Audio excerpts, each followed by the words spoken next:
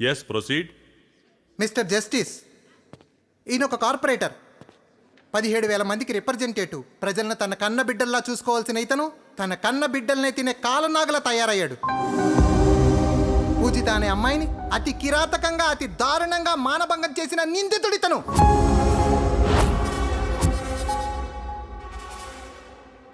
పూజితాని బోన్లో ప్రవేశపెట్టడానికి కోర్టు వారి అనుమతి కోరుతున్నాను. Permission granted. పూజిత పూజిత పూజిత.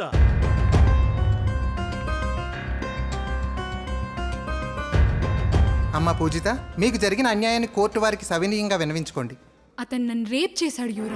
చాలా రోజులుగా టార్చర్ పెట్టాడు. అతనికి శిక్ష పడాలి యువర్, శిక్ష పడాలి. నీ తరపున వాదించడానికి ఎవరన్నా డిఫెన్స్ లాయర్ ఉన్నారా? అవసరం లేదు సార్. వాట్? అవును సార్, నేను 100% కాన్షియస్లో ఉండే మాట్లాడుతున్నాను సార్. ఆ అమ్మాయి నాకు నిజంగా శిక్ష పడాలని కోరుకుంటే నేను ఉరిశిక్ష చేయించుకోవడానికని సిద్ధమేనండి. ఏమా పూజిత, మీరేమంటారు? అవును, అతను నన్ను రేప్ చేశాడు. కరెక్టే సార్. అతను నన్ను టార్చర్ పెట్టాడు. అబ్జల్యూట్లీ కరెక్టే సార్. అతను నా జీవితాన్ని సర్వనాశనం చేశాడు. అవును సార్, తన జీవితాన్ని సర్వనాశనం చేశాను సార్ నేనే. మీరు నాకు శిక్ష వేయాల్సిందే సార్. ఆ శిక్ష ఎలాగ ఉండాలంటే సార్, చాలా దారుణంగా ఉండాలి సార్, దారుణంగా ఉండాలి.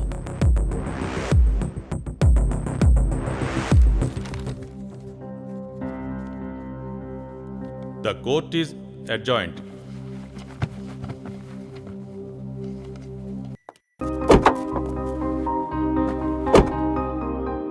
నీతో కొంచెం మాట్లాడాలి.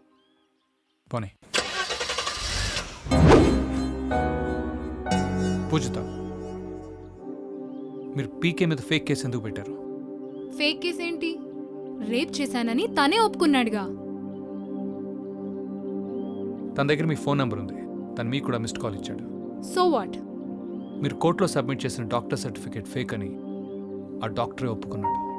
అదే ఎవిడెన్స్ నేను కోర్టులో సబ్మిట్ చేశానంటే పీకే బయటకు వచ్చేస్తాడు. మీరందరూ లోపలికి వెళ్ళిపోతారు. మీకు పీకేకి సంబంధం ఏంటి? నా పేరు పూజిత చౌదరి. నేను గుంటూరు ఏసీ కాలేజ్లో ఇంటర్మీడియట్ చదువుతున్నప్పుడు పీకే నా క్లాస్మేట్. నా కాలేజ్లో అందరితోనూ గొడవలు ఉండేవి.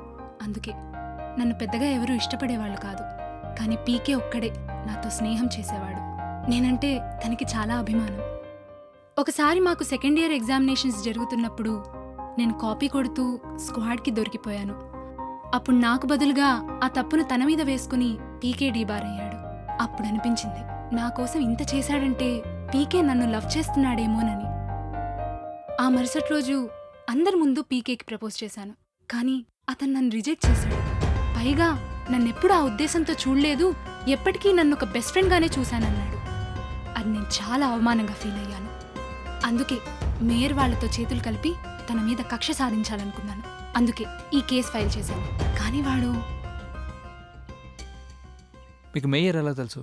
మేయర్కి పీకేకి గొడవలు అయ్యాయని తెలిసింది.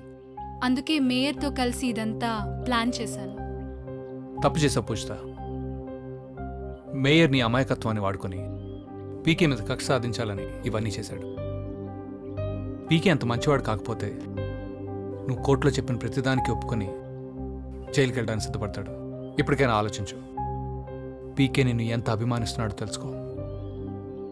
నేను ఈ కేసు వాపస్ తీసుకుంటాను. గుడ్.